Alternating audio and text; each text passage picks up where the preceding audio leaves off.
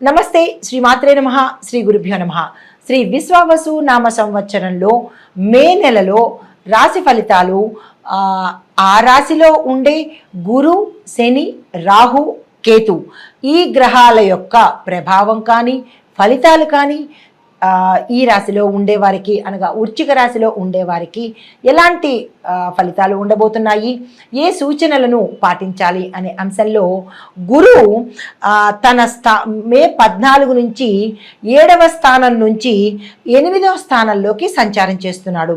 ఈ సంచార మూలకంగా ఆరోగ్యము, తేజస్సు, అన్ని వ్యవహారాలలో మీరు ఏ పని తలపెట్టినా జయం కలగడము, ఆకస్మిక ధనప్రాప్తి, అభీష్ట సిద్ధి, దీంతో పాటు స్థాన చలనాలు అంటే శుభప్రదమైన స్థాన చలనాలను గురు ఇవ్వబోతున్నాడు.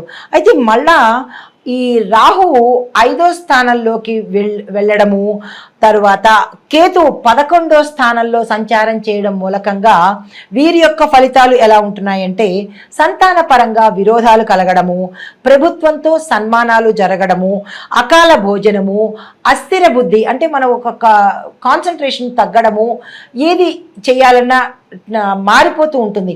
ఒక స్థిరమైన బుద్ధి కానీ స్థిరమైన ఆలోచన కానీ కలగకుండా ఉండే స్థితిని ఈ రాహు ఇవ్వబోతున్నాడు. దీంతో తరచూ ప్రయాణాలు చేయడము, ప్రయాణాల్లో ఆటంకాలు కలగడము, ఇవి రాహు ఇచ్చే ఫలితాలు. మరి శని ఇచ్చే ఫలితాలు ఎలా ఉన్నాయంటే శని 10 నుంచి 11వ స్థానానికి సంచారం చేయడం మూలకంగా అతని ఇచ్చే ఫలితాలు శరీరంలో అనారోగ్యాన్ని కలగజేస్తున్నాడు. దీంతో పాటు స్థాన చలనాలను కూడా అంటే మీరు ఉన్న స్థానం నుంచి ఉన్నతమైన స్థానానికి తీసుకువెళ్ళడము, దీంతో పాటుగా ఏ వ్యవహారం చేసినా ఏ పని చేసినా సక్సెస్ని ఇవ్వడము, అప్రయత్నంగా అంటే మీ ప్రయత్నం లేకుండా కార్యాలు సక్సెస్ అవ్వడము, దాయాదుల మూలకంగా సంపదలు కలిసి రావడము, తరువాత కొన్ని అనారోగ్య సూచనలు కూడా చివరి దశలో అనగా ద్వితీయార్థంలో శని తన స్థానాన్ని మార్చుకున్నప్పుడు అనారోగ్య సూచనలు ఇస్తున్నాడు. దానికి జాగ్రత్తలు తీసుకోండి. అయితే బంధుమిత్రుల రాక వల్ల కొంత ఖర్చులు కూడా కనబడేటట్టుగా ఉన్నాయి. అది బేరీజు వేసుకుని జాగ్రత్తలు తీసుకోండి. మరికొంతమందికి అంటే నక్షత్రాల వారీగా ఈ ఫలితాలు మారుతూ ఉంటాయి కాబట్టి మిశ్రమ ఫలితాలను కూడా ఇక్కడ శని భగవానుడు ఇవ్వబోతున్నాడు. అవి ఏంటంటే మీకు ఆరోగ్యము, దీనితో పాటు ప్రమోషన్సు, భూమి, వాహనము, గృహము, ఈ 3 కొనుక్కునే స్థాయిని మీకు కల్పించే అవకాశము ఈ సమయంలో కనబడుతోంది. దానికి తగ్గ ప్రణాళికలు వేసుకోండి. తరువాత కొంతమందికి అనారోగ్యం నుంచి అంటే గతంలో తీవ్రంగా అనారోగ్యం పాలైన వాళ్ళు ఈ సమయంలో ఆరోగ్యంగా ఉండడము, మానసిక ఉల్లాసం కలగడము, కుటుంబంలో శాంతి నెలకొనడము, శుభకార్యాలు చేసే స్థితిని శని భగవానుడు ద్వితీయార్థంలో కలగజేస్తున్నాడు. అయితే కేతువు ఏమిస్తున్నాడు అంటే నూతన వస్తు వాహన ప్రాప్తి కలగజేస్తున్నాడు. సుగంధ లాభాలు కనబడుతున్నాయి. మనసు సంతోషంగాను ఉల్లాసంగాను ఉండడము, ఎప్పుడూ ఆనందంగా ఉండడము, మీ రంగాల్లో పేరు ప్రఖ్యాతలు, సంఘంలో గౌరవ ప్రతిష్టలు, ఇవన్నీ కేతు ప్రభావం వల్ల లభించబోతున్నాయి.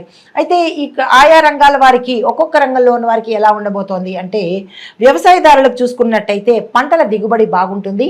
దానికి తగ్గ రేటు మార్కెట్లో విశేషంగా వస్తుంది. పాత రుణాలను తీర్చుకుంటారు. కొత్త రుణాల కోసము ఎవరైతే ప్రయత్నం చేస్తున్నారో వాళ్ళకి శాంక్షన్ అయ్యే అవకాశం కనబడుతోంది. తరువాత ఉద్యోగస్తులకు అన్ని రకాలుగా చాలా చక్కగా ఉండబోతోంది. గురుబలం కూడా అధికంగా ఉంది. దానికి తోడు శని భగవానుడు కూడా తన సంచారంలో మార్పు వల్ల ఉద్యోగస్తులకు మంచి లాభాలు కలిగించేటట్టుగాను ప్రమోషన్స్ రావడము, ఏరియర్స్ అంటే పాతలో ఆగిపోయిన అంటే గతంలో మీకు ఇవ్వకుండా ఆగిపోయిన ఏరియర్స్ ఈ సమయంలో మీకు అందుబాటులోకి రావడము, కొంతమంది విదేశాలు వెళ్ళి అక్కడ స్థిరపడే అవకాశం కూడా ఈ శని భగవానుడు తన సంచార మార్పు వల్ల ఇవ్వబోతున్నాడు. మరొకటి వ్యాపారస్తులకు మీరు ఊహించని దానికన్నా లాభాలు వచ్చేటట్టుగా కేతు ప్రభావం వల్ల జరగబోతోంది. మీరు పెట్టుబడులు పెట్టుకోవాలన్నా, విస్తరణ చేసుకోవాలన్నా, లేదా భాగస్వామ్య ఒప్పందాల మీద సంతకాలు చేసుకోవాలన్నా ప్రథమార్థంలో మీరు ఆలోచన చేసి ద్వితీయార్థంలో కనుక ఆ ప్రయత్నం చేసినట్టయితే దానివల్ల ఉత్తర మీకు లాభాలు వచ్చే అవకాశం కనబడుతోంది. వ్యాపారస్తులు, ఏ వ్యాపారస్తులైనా సరే చక్కగా ఆ ప్రయత్నం చేసుకోండి.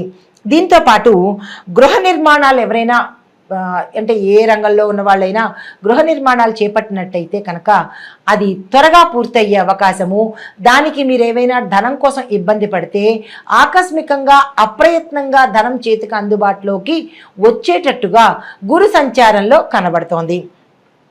రాజకీయ నాయకులకు చూసినట్టయితే ఈ నెల మొదటి నుంచి చివరి వరకు కూడా వీరికి మహోన్నతమైన కాలము, గురుబలము విశేషంగా ఉన్న సమయము.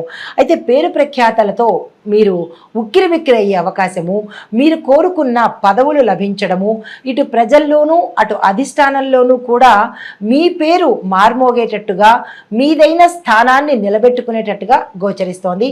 గురుబలం చాలా అధికంగా మీకు ఉండబోతోంది. అయితే విద్యార్థులకు చూసుకున్నట్టయితే ఇది మీ తప్పిదాల వల్లే మీరు ఓడిపోయినా, లేదా తర్వాత మీరు ఫెయిల్ అయినా, మీరు ఏ పని చేసినా వెనకంజ వేస్తున్నా అది మీ యొక్క తప్పిదం వల్ల జరిగే పని అని మీరు గుర్తుపెట్టుకోవాలి. ఇక నుంచైనా ఈ సమయంలోనైనా మీరు ఇతర వ్యాపకాలను తగ్గించుకొని చదువు మీద దృష్టి పెట్టినట్టయితే కనుక సానుకూలమైన ఫలితాలు పొందుతారు. ఎవరైతే విదేశాలు వెళ్ళాలి అని అనుకుంటున్నారో వాళ్ళు ఈ మాసంలో ప్రయత్నం చేయకండి, మీకు ఏ రకంగానూ కలిసి వచ్చే అవకాశం లేదు. కొంతమంది మేము ఆల్రెడీ ప్రయత్నాలు చేశాము, సగంలో ఆగిపోయింది అని అనుకున్న వాళ్ళు మాత్రమే గురుబలం పెంచుకోవడానికి ప్రతి బుధవారము గణపతి ఆలయానికి లేదా దక్షిణామూర్తి ఆలయానికి, లేదు అంటే కనుక దత్తాత్రేయ స్వామి వారి ఆలయానికి వెళ్ళి, ఈ 3 ఆలయాలలో ఏ ఆలయానికైనా వెళ్ళి అక్కడ గురువార నియమాలు పాటిస్తూ గరికమాలను, గురువార నియమాలు అంటే ఆ రోజు పూర్తిగా ఉపవాసం ఉండాలి, మద్యం సేవించకూడదు, మాంసం తినకూడదు, ఇవి నియమాలు. ఈ నియమాలు పాటించుకొని అక్కడ మీ సంకల్పం చెప్పించుకుని పూజ చేయించుకున్నట్టయితే కనుక శక్తి ఉన్నవారు హోమాలు చేయించుకోండి, శక్తి లేని వాళ్ళు మీ పేరిట అర్చన చేయించుకొని గరికమాలను సమర్పించినట్టయితే కనుక మీరు ముందుకు వెళ్ళే అవకాశము, అంటే మేము ఆల్రెడీ విదేశాల కోసం వెళ్ళడానికి ప్రయత్నాలు చేసేసాము, అవి సగంలో ఉన్నాయి అని అనుకున్న వాళ్ళకి ఈ ప్రత్యామ్నాయంగా ఈ పరిహారం చేసుకోండి. కొత్తగా ప్రయత్నం చేసే వాళ్ళైతే ఈ నెలలో ఆ ప్రయత్నం చేసుకోకండి. ఇంకా నక్షత్రాల వారీగా చెప్పదలుచుకుంటే విశాఖ నక్షత్రం వాళ్ళకి దత్తాత్రేయ స్వామి వారి కవచాన్ని తప్పనిసరిగా చదవండి. ఈ విశాఖ నక్షత్రంలో విద్యార్థులు కానీ, రాజకీయ నాయకులు కానీ, లేదా వ్యాపారస్తులు కానీ, కుటుంబీకులు కానీ ఎవరు ఉన్నా సరే దత్తాత్రేయ స్తోత్రాన్ని, దత్తాత్రేయుడు అంటే గురు బలాన్ని పెంచుకోవడానికి మీరు ఆ స్తోత్ర పారాయణ చేసినట్టయితే ఏమైనా ఇబ్బందులు ఉన్నా, మీరు కార్యాలు నిర్వర్తించుకోలేకపోతున్నాము అని అనుకున్న వాళ్ళు ఈ ప్రయత్నం తప్పనిసరిగా చేసుకోండి, గురుబలాన్ని పెంచుకున్న వాళ్ళు అవుతారు.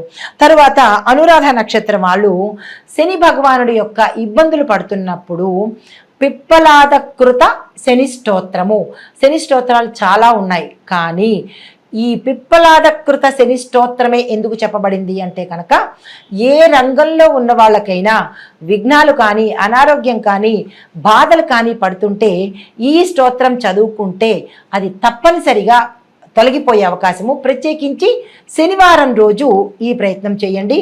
ఉపవాసంతో ఈ ప్రయత్నం చేసినట్టయితే కనుక మీరు సంకల్పం చెప్పుకుని ఈ పిప్పలాదకృత శని స్తోత్రాన్ని చదవండి, సక్సెస్ అయ్యే అవకాశము, శని బాధలు తప్పించుకునే అవకాశము కనబడుతుంది. తరువాత జ్యేష్ఠ నక్షత్రం వాళ్ళు విష్ణు సహస్రనామ పారాయణ తప్పనిసరిగా చదవండి. చదవడం రాదు అని అనుకున్న వాళ్ళు ఒకసారైనా వినే ప్రయత్నం చేస్తూ విష్ణు భగవానుడి ఆలయము ఏదైనా కానీ, వెంకటేశ్వర స్వామి కానీ, రాముడు కానీ, కృష్ణుడు కానీ, ఆ ఆలయ దర్శనం చేసి మీరు ఏ ఇబ్బందులైతే పడుతున్నారో ఆ ఇబ్బందులకు సంబంధించినటువంటి సంకల్పాన్ని చెప్పుకుని మీ పేరిట పూజ చేయించుకోవడం కానీ, అది వ్యాపార స్థలం కానీ, కుటుంబం కానీ, ఆలయంలో కానీ చేయించుకున్నట్టయితే కనుక కేతు సంబంధిత, రాహు సంబంధిత శని సంబంధిత ఈ ముగ్గురు సంబంధిత దోషాలను పోగొట్టుకున్న వాళ్ళు అవుతారు. ఇది ఈ రాశిలో ఉండే వారికి చెప్పదగిన గోచార రీత్యా ఫలితాలు, పరిహారాలు, సూచనలు. నమస్తే.